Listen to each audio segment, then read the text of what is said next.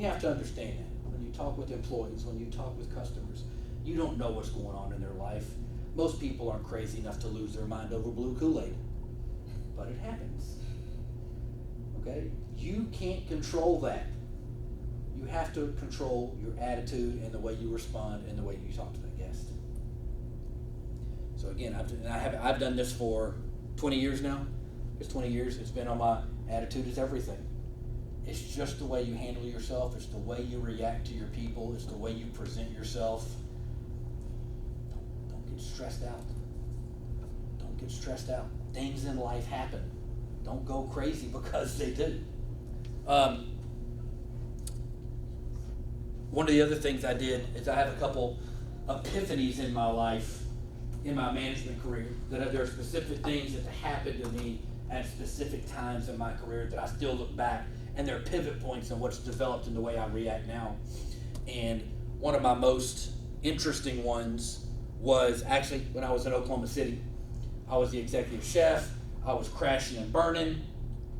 Line fell apart. I totally lost control. I don't know if you've been, anybody go to Macaroni Grill? You ever been to one? Great place. But the way it runs is the executive chef, I run the board, which means I call all the tickets and I coordinate them. You're basically the expo.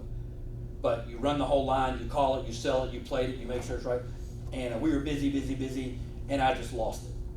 I was totally in the weeds. And my GM said, you got to get off the line. Well, his ego. I'm like, no, I'm the best there is at calling the board. And I was. I was the best. But I lost control. I lost control of the situation. So he's like, you got to go. You got to take a break. And I'm pissed. So I'm like, it's ego, right? Ego is a killer. I got a book I'm reading now about ego. But I'm on the back dock, and I'm just fuming, and I'm just aggravated. So I look at part of that situation too, and some of the other things, the background with me, is I'm a mechanic. I'm really, really good at getting things done. That's the foundation that I have in this business, is just getting results. People was always the side I needed to work on. I mean, I continue to work on. Again, black and white, I'm really good at. The gray is the area that I always continue to focus on. So, but there was a point in my life and my career that I would look at and go, my boss would tell me do something, and I would go, that's a stupid idea. Terry, I need you to do this. There's no way. That makes no sense at all. Terry, we're going to try this. That is stupid. Who came up with that idea? Well, that was my attitude, right? Well, how stupid do I look when I tell you what a stupid idea that is, and then I make it work, and it rolls, right? Well, then I look stupid because I shouldn't have been running my mouth in the first place, right?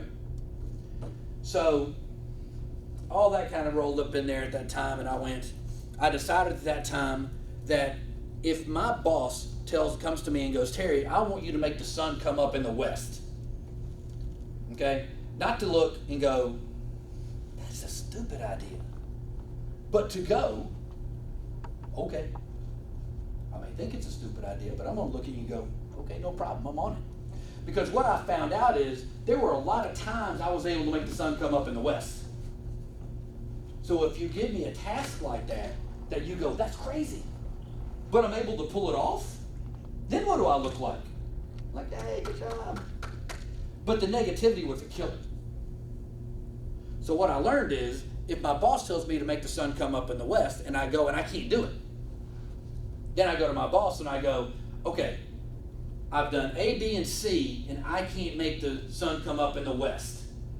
What do you suggest?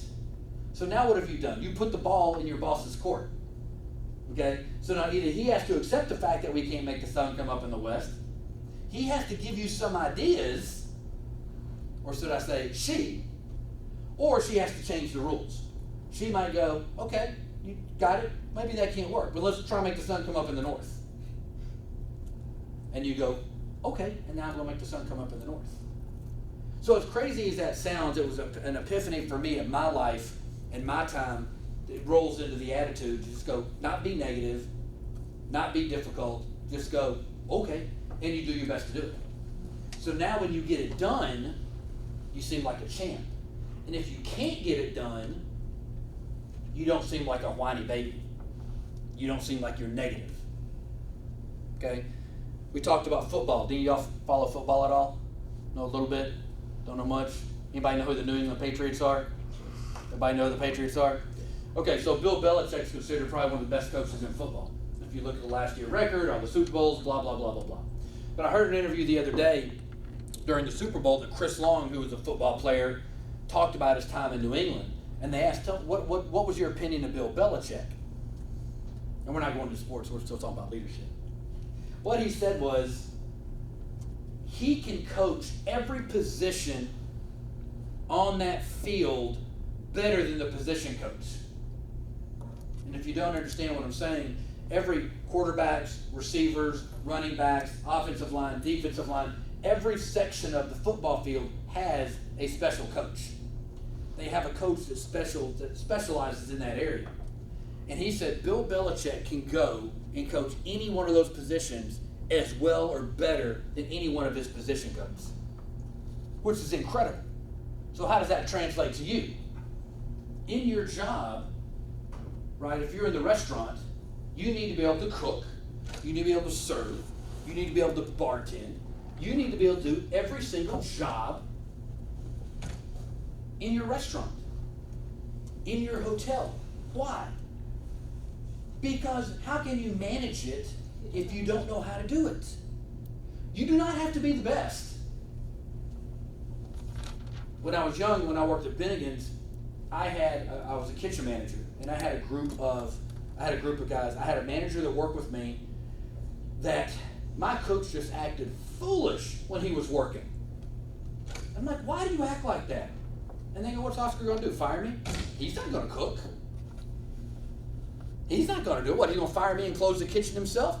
He's afraid to come in the kitchen. They didn't have any respect for him. They didn't do that to me because I can cook. You act crazy to me. I'm like, okay, you're out the door. Wow, I'll take your station. I'll fry. I'll close, whatever. I'll close the kitchen down. Bye, you're out. I'll close the kitchen down. So it's a different level, right? It's a different level of leadership. It's a different level of respect. It's a different level of, you need to know if you want to succeed, you got to know everything in the business.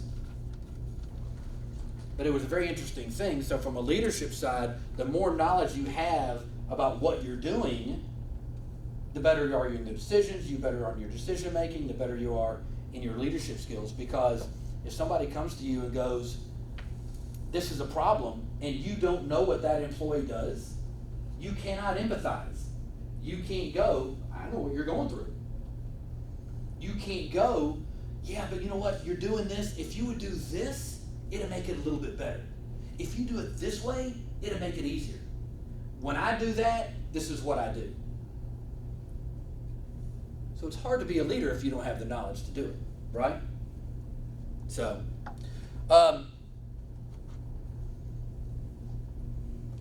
what makes your business, what makes a business successful? Does it have to be the best? Just all the parts working together equally. Okay. Consistency. Who said that? Perfect. That's it exactly. Is McDonald's the best food in the restaurant business? No. Right? Then why is it so popular? Because you know what you're going to get. Man, if you try everywhere, if I get a Big Mac in Memphis, if I get a Big Mac in Texas, if I get a Big Mac in Europe, it is the same thing. Yeah. It's consistency. You do not have to be the best, but you have to be consistent in everything you do. That will make or break you in your business, in your management, in your way you do. What time we got? You got 3 minutes, 3 minutes. and I know you got some swag. Oh yeah, we passed that out. Well, if I got 3 minutes, we'll roll into that.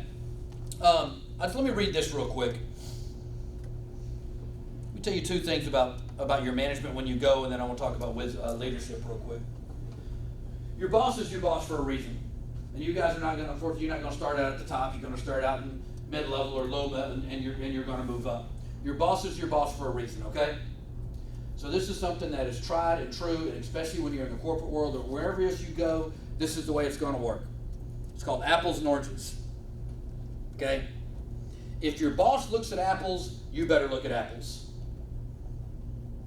Because if you look at oranges, go, but I tell you, I've got great oranges. I don't care about oranges.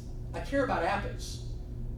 You have to focus on what your boss focuses on, because he controls. I keep saying he. Sorry. She controls. There are more women in here. She controls your job. She controls your performance. She controls your moving ahead. Do you agree with that? Mm-hmm. So if your boss looks at apples, you have to look at apples. If you have oranges, fantastic, great job. You're doing doubly well. But here's what happens in the corporate world.